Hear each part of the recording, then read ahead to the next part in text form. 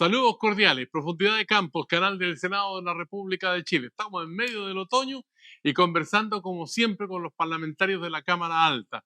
Hoy día tenemos un invitado que nos habla de diversos temas, de perspectiva de futuro, lo que ha sido el presente, en fin, las experiencias personales que ha tenido en ejercicio de cargos públicos. Aquí está su ficha.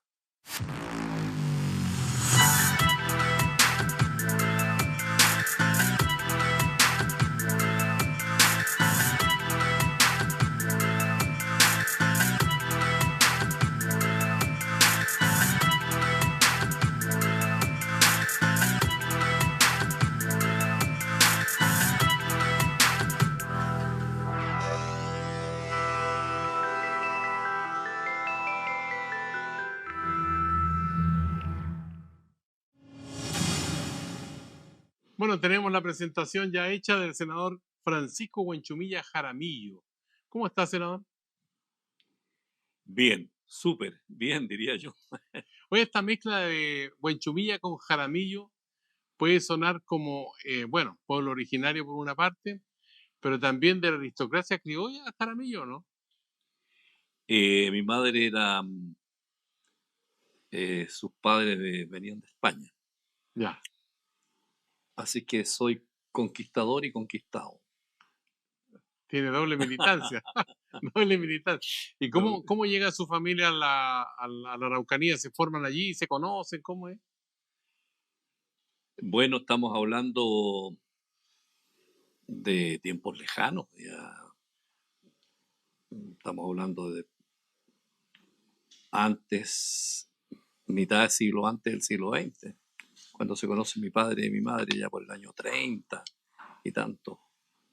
Entonces ya se me pierde en la noche de los tiempos la historia, digamos, de la familia de mi madre, digamos. Conocí solamente un tío y un primo lejano. Eh, por eso estamos hablando de esos años.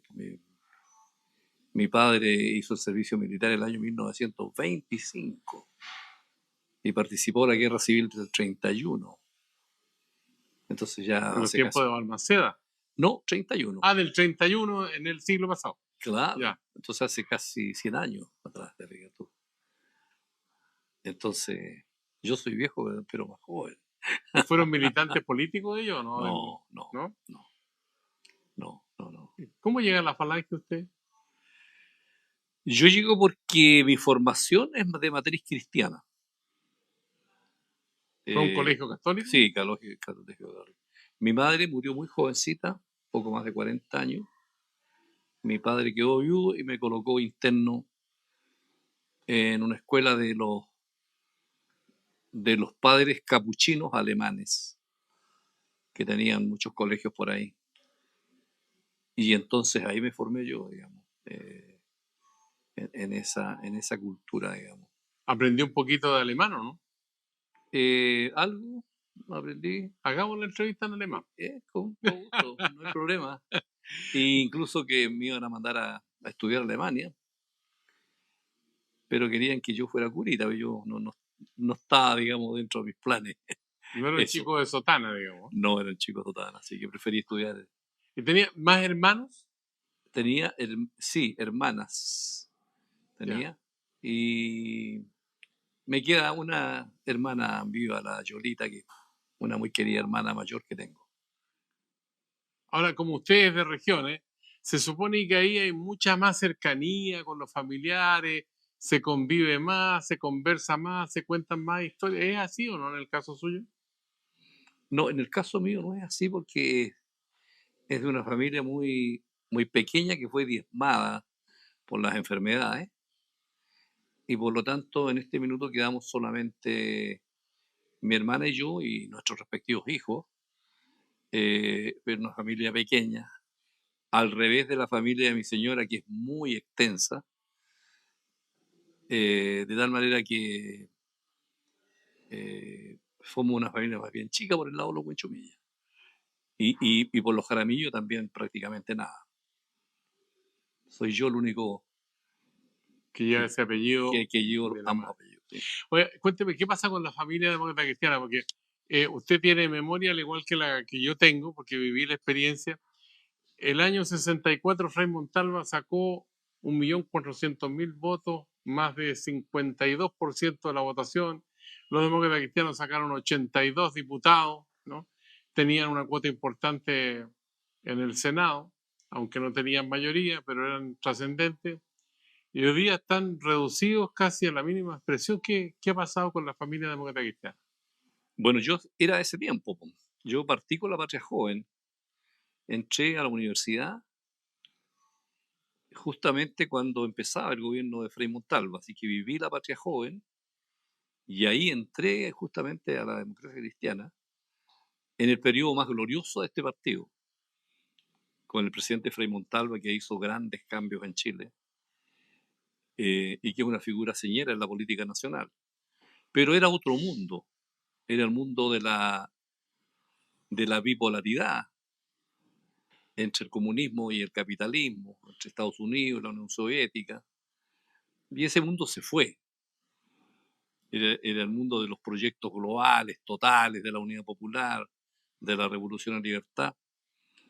Pero después el mundo cambió dramáticamente, con el golpe de Estado, con la dictadura, y el mundo cambió con la globalización, con Internet, con la revolución de las telecomunicaciones. Y entonces en esos últimos años, 60 años, los partidos, como la vida, se deterioran, no se reciclan, no logran captar los nuevos tiempos, el nuevo mundo que viene. Y yo creo que a la EC le pasó eso, que ha tenido una mala vejez, ¿Qué? porque no ha sabido darse cuenta que el mundo cambió y que por lo tanto tú tienes que reciclarte, cambiar de partida tus estructuras organizativas, eh, cambiar y aceptar que la realidad hoy día es en tiempo real y al instante, que ya no necesitas tener una asamblea para reunirte, lo puedes hacer de múltiples maneras, que las noticias están ahí, que los problemas son otros, y por lo tanto tienes que reciclarte en tus ideas, en la visión del mundo, en si el cristianismo hoy día juega el mismo rol que jugaba hace 60 o 70 años atrás. Entonces lo pilló la historia. Ese es un poco el diagnóstico de esta familia a la cual yo todavía sigo perteneciendo, porque bueno, me crié ahí cuando joven y cuando llegué a Santiago a tratar de conquistar un lugar en la sociedad chilena estudiando Derecho en la Universidad de Chile. Eh, Eso le pasa a los partidos, digamos, forma parte de los ciclos, así como surgió el Frente Amplio y surgió la figura del presidente Boric, que encabezó la renovación de la política en Chile, donde una nueva generación de jóvenes se hace cargo del Estado.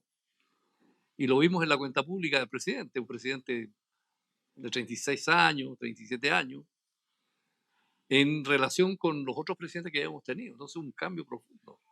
Si los partidos no logran captar eso, bueno, se van quedando atrás. ¿Usted Y cree que la DC debería participar del gobierno?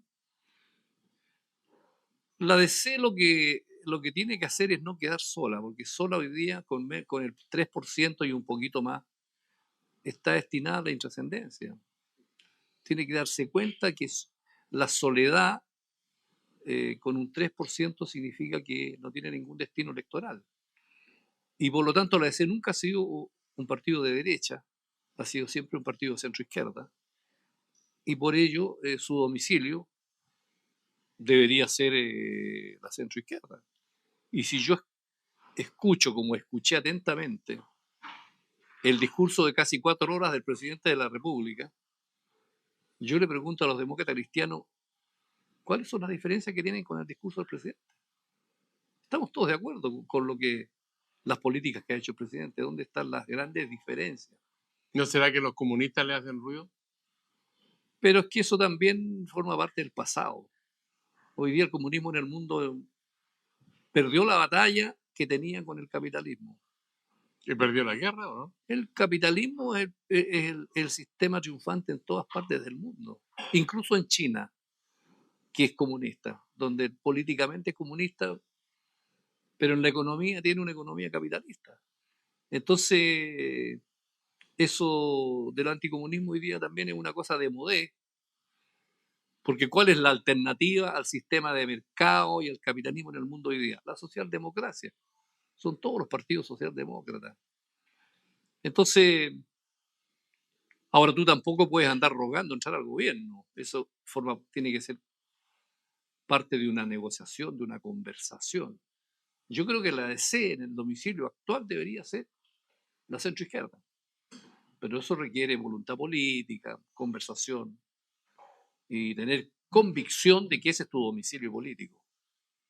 El domicilio político del centro, bueno, fue barrido en estas elecciones. Pues, la junta con el PPD y con no sé qué otro partido, parece los radicales. Los radicales, sí. Bueno, sacaron 0 consejeros y un poquito más del 3%, por ahí. Entonces, las cifras son claras. Ese es mi diagnóstico. Ahora, bueno, usted pertenece a la bancada demócrata cristiana que también se redujo, pero antes de ir a la reducción de la bancada, quiero que usted escuche con atención lo que le va a decir una colega suya, que es del norte. ¿Qué le parece? Aquí está en pantalla. Muy bien. Querido Panchito, me imagino esta entrevista muy entretenida. Quiero que ojalá tú nos puedas compartir.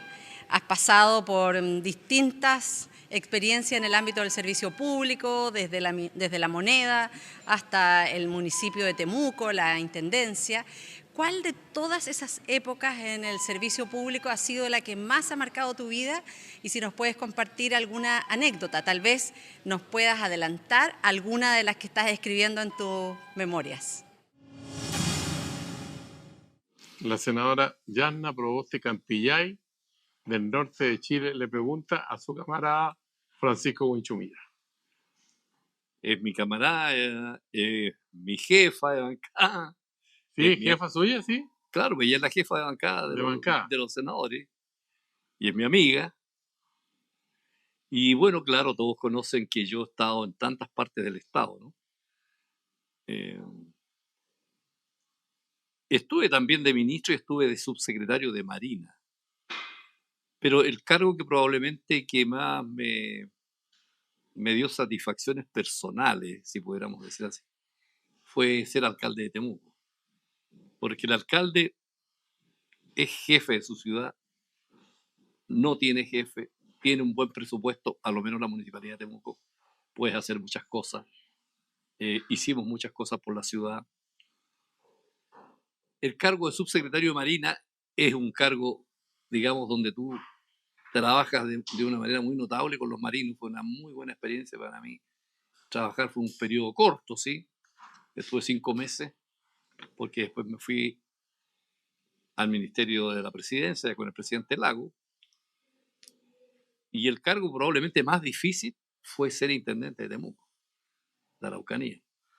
Intendente de la Araucanía, en realidad. Alcalde de Temuco, intendente de la Araucanía. Con todo el conflicto que hay allá, yo creo que ha sido el cargo más desafiante, más difícil, pero lleno de satisfacciones también porque yo creo que yo cambié el eje de la discusión política en Chile.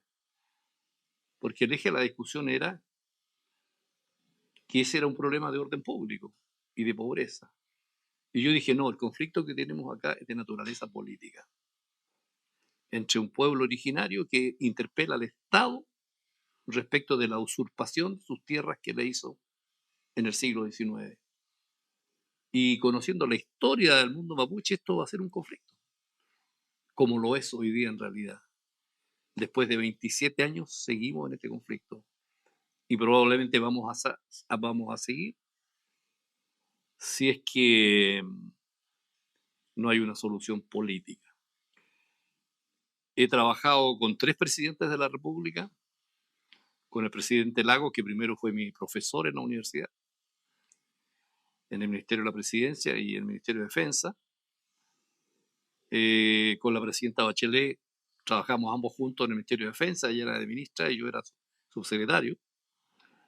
Y con el presidente Elwin nos hicimos cargo de la democracia cristiana, él como presidente y yo como secretario general, cuando la democracia cristiana no inscribió sus candidatos. ¿Te acuerdas que hubo que dictar una ley especial?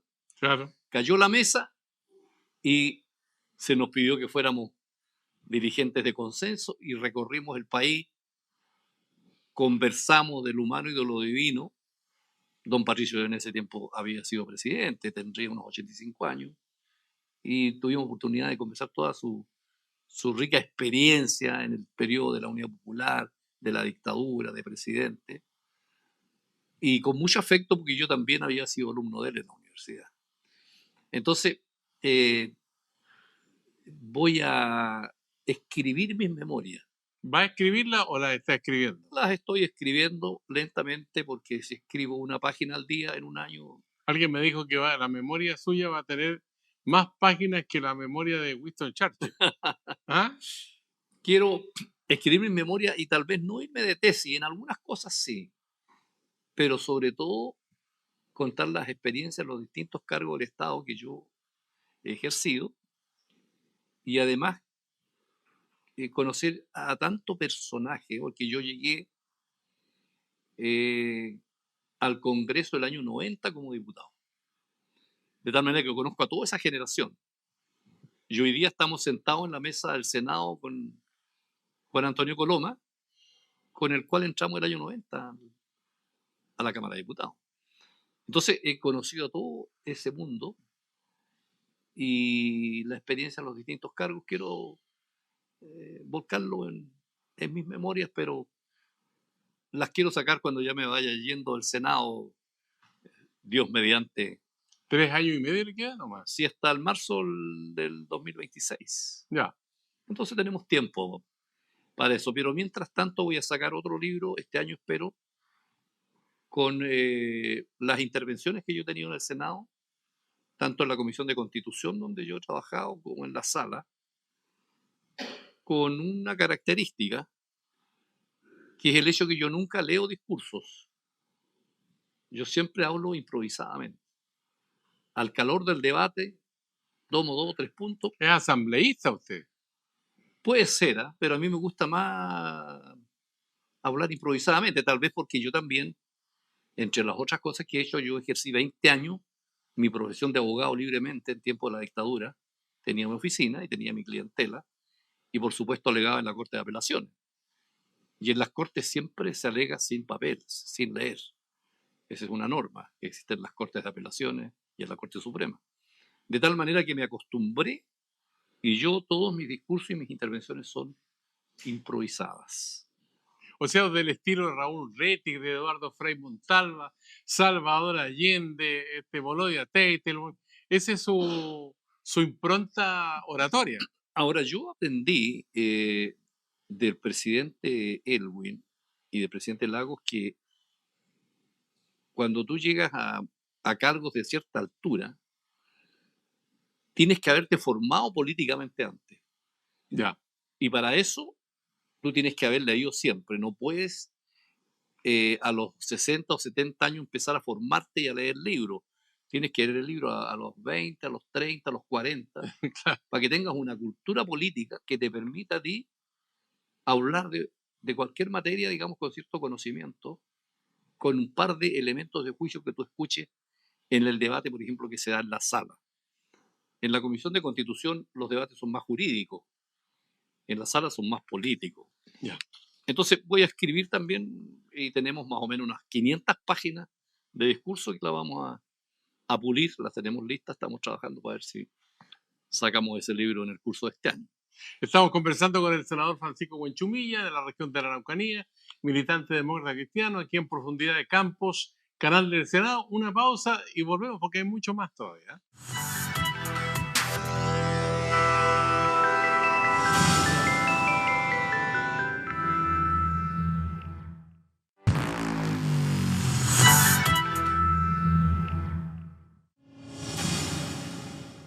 Ya estamos de vuelta aquí en TV Senado, Profundidad de Campos, con el senador Francisco Buenchumilla, de la región de la Araucanía. ¿Qué me dice usted que tiene 79 años? Sí, este año cumplo 79 años el 15 de junio. El 15 de junio. El 15 de Me junio. imagino que va a ser a todo trapo la celebración allá en Temuco, ¿no? Mira, el 15 de junio del Cae año, domingo. Del año 1215,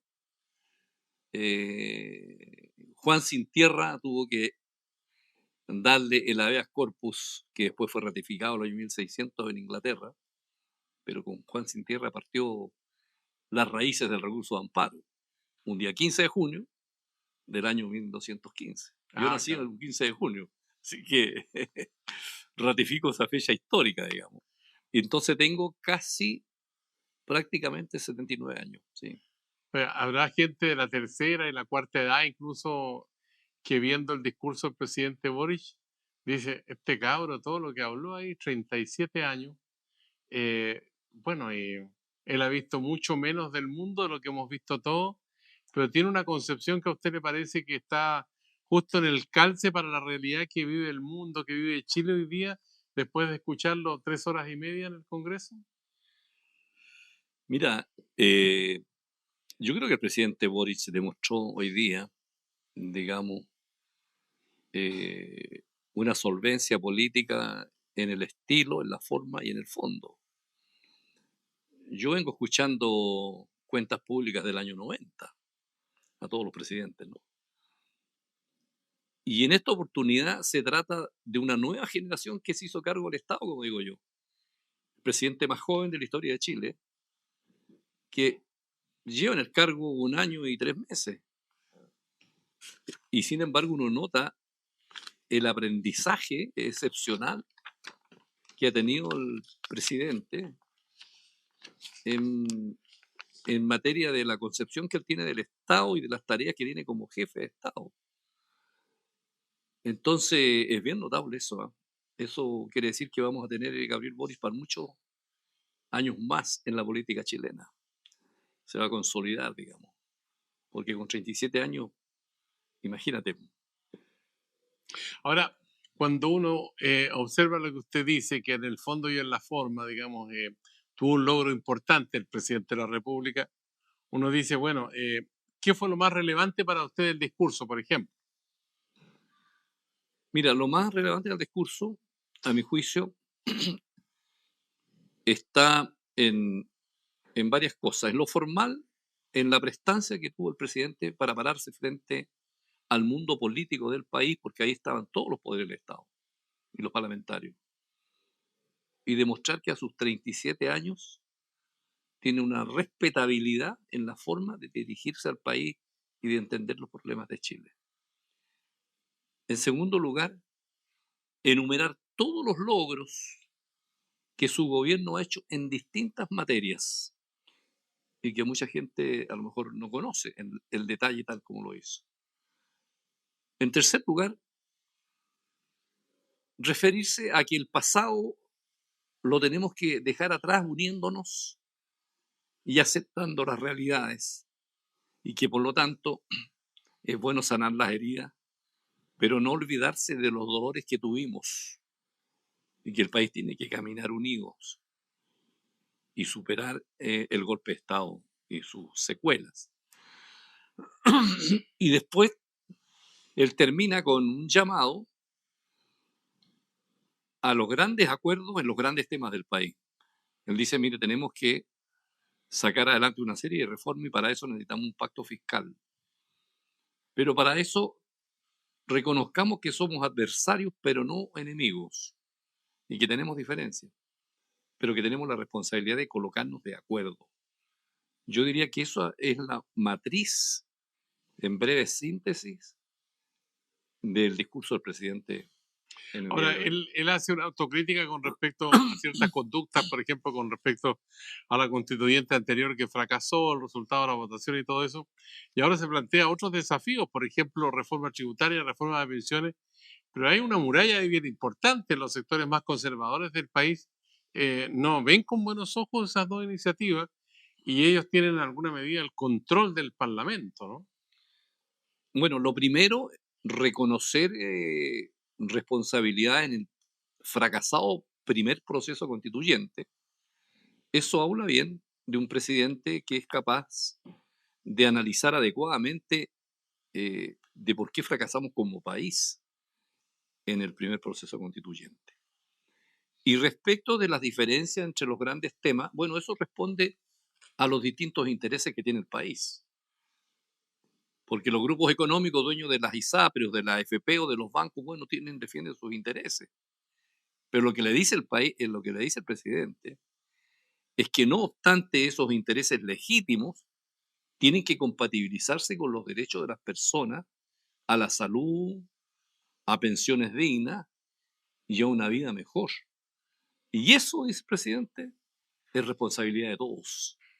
En los distintos lugares que estamos, como dirigentes políticos tenemos la obligación de buscar los acuerdos para tener un horizonte de mayor estabilidad, porque este país, dice, nos pertenece a todos.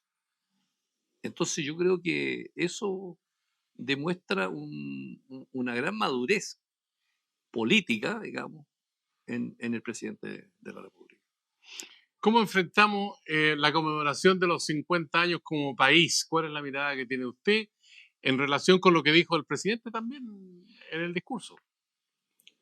Mira, Chile ha tenido muchas crisis a lo largo de su historia.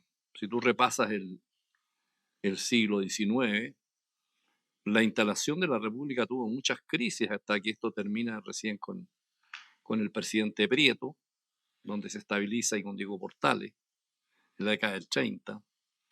Pero después hubo crisis con el presidente Montt, después tuvimos en la Guerra Civil del 91, Con Balmaceda. con Balmaceda, y después en el siglo XX tuvimos el golpe de Estado del 24, la Guerra Civil del 31, el estallido social del año 2019 y el golpe de Estado, que a mi juicio es la crisis más profunda que el país ha tenido, porque de esa crisis se establece un largo periodo de dictadura militar. Entonces la pregunta es, eso pasó hace 50 años. ¿Tenemos que barrer eso bajo la alfombra? ¿O tenemos que permanentemente dejar eso abierto?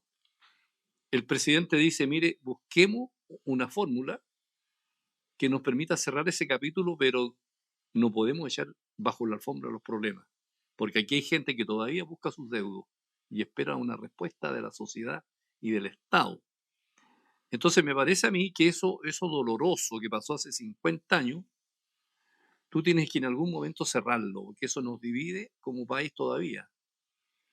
Y en consecuencia es una obligación que ojalá pudiéramos dar respuesta todavía a los dolores que muchas familias sienten por lo pasado. Y que al mismo tiempo nos demos cuenta de que todos fuimos responsables de esa tragedia y busquemos la fórmula de cerrarla. Es un buen llamado, yo creo que es un llamado a sentido común, pero de profundo contenido ético. Y yo espero que ese mundo político que estaba en el Salón de Honor haya escuchado atentamente el profundo sentido de las palabras del presidente. Siempre se dice que en el caso, por ejemplo, de una zona que usted conoce mejor que nadie, y donde ha imperado la violencia de algunos grupos, sectores, digamos, se habla incluso de narcotráfico, de armas de grueso calibre, ataques sorpresivos, quema de casa, asesinato de personas y todo eso. Mucho de la salida política, pero ¿cuál tendría que ser la política para que esto se termine en algún momento? Bueno, yo creo que primero hay que hacer una distinción entre lo que es narcotráfico, crimen organizado, robo de madera y el conflicto propiamente tal entre el pueblo mapuche y el Estado. ¿Ya? Si me preguntan a mí, que soy abogado y soy senador, bueno, la especialidad mía no es la búsqueda de una respuesta policial o de inteligencia. El Estado se da una organización profesional, que son las instituciones de fuerza y de orden, Carabineros y la PDI, que son los especialistas en esta materia y que por lo tanto deberían decirnos qué es lo que es narcotráfico, qué es crimen organizado, qué es robo de madera y cuál es la violencia política que existe en el conflicto, para distinguir, ¿no es cierto?, la paja del trigo, o lo que es crimen propiamente tal, o conflicto político. Y yo creo que ahí tenemos un déficit de inteligencia y tenemos un déficit en la reforma de las policías. Eso está pendiente en la agenda de seguridad que está vigente en el Parlamento. Se están viendo otros proyectos y yo espero que en algún minuto podamos entrar a la reforma de las policías y a la reforma de los servicios de inteligencia, cuya misión es una política de anticipación mediante información que se busca en fuentes abiertas y fuentes cerradas, que se procesa, se contrasta y en forma líquida se le entrega a las autoridades y se le dice, mire, aquí en la Araucanía distingamos esto de esto otro y de esto otro y del conflicto político. Y no metamos todo en un mismo saco. Hay un déficit, a mi juicio, de inteligencia en el Estado y de tener servicios de inteligencia como lo tienen los grandes países desarrollados como Alemania, como España, por ejemplo, como Israel, en fin, y otras democracias en el mundo. Esa es una reforma pendiente que está acá y que esperamos que el gobierno pronto entre al fondo de ese tema. Le voy a plantear un desafío, senador Huanchupilla, y le voy a plantear yo algunos conceptos o nombres de persona o personaje, y usted me dice una idea con respecto a eso. ¿Le parece? Muy bien, encantado. Ya, veamos, partamos. Chile. Es nuestra patria. Descentralización. Chile, país centralista, necesitamos descentralización. Temucuicui. Una comunidad combativa, desconocida por la inmensa mayoría de los chilenos, pero a la cual yo como intendente entré y fui muy bien recibido y conozco a muchos de sus dirigentes. Patricio Elwin. Gran presidente de Chile, mucho cariño con él, fue mi profesor en la universidad, grandes recuerdos. Republicanos. La nueva ultraderecha que reclama para sí ser la derecha del siglo XXI y que le ganó estrepitosamente a la derecha tradicional de Chile Vamos. Fuad Chaín. Un dirigente muy inteligente, capaz, que a mi juicio se equivocó en algunos caminos. Demócratas. Un experimento muy personalizado. Política de los acuerdos. Siempre en la política el diálogo es el camino y los acuerdos tienen que ser cediendo ambas partes. No puede haber acuerdos con una pistola en el pecho. Amarillos. ¿Existen los amarillos? ¿No, dice usted? Me hago esa pregunta. Yanna Proboste. Gran amiga, gran senadora. Ya. Como esto parece un examen en la Escuela de Derecho de la Universidad de Chile, por eso que le voy a dejar ahora un minuto para que usted nos diga una idea, un pensamiento, una crítica. Si quiere atacar a alguien también o quiere defender a alguien, es libre de hacerlo. Mira, mi formación es la matriz cristiana, como yo dije. Yo soy una persona, por lo tanto, creyente. Y fíjate que siempre yo doy gracias a Dios por todos los honores que he tenido. Porque yo siempre he jugado de visita en todos los cargos que he tenido. Tal vez porque me llamaba Huenchumilla Jaramillo. Entonces, permanentemente dando examen. Pero creo que soy el político chileno que probablemente ha tenido más cargos en el Estado. Entonces no me puedo quejar de la vida. Yo soy una persona optimista y me ha ido bien en la vida. Pero vivo con mucha serenidad, con mucha tranquilidad. No tengo ansiedades. Ya no corro por la vida. Y eso me permite, a los casi 80 años, estar como tú me ves, con mucha tranquilidad y con muy buena salud. De tal manera que estoy feliz de lo vivido. Y creo que llegó el momento ya de dedicarme a mí mismo, tal vez de viajar, de descansar, de escribir, porque hemos cumplido honorablemente la tarea de la política, los distintos cargos que he tenido. Senador Francisco Monchumilla, muchas gracias por la gentileza de conversar con nosotros aquí en Profundidad de Campos. Bueno, y deseamos que tenga una buena celebración para los 80. Ajá, Así será. Y así gracias. sea, gracias. A usted que Sergio. sigue estos diálogos aquí en Profundidad de Campos del canal del Senado de la República de Chile, le decimos, será hasta la vista.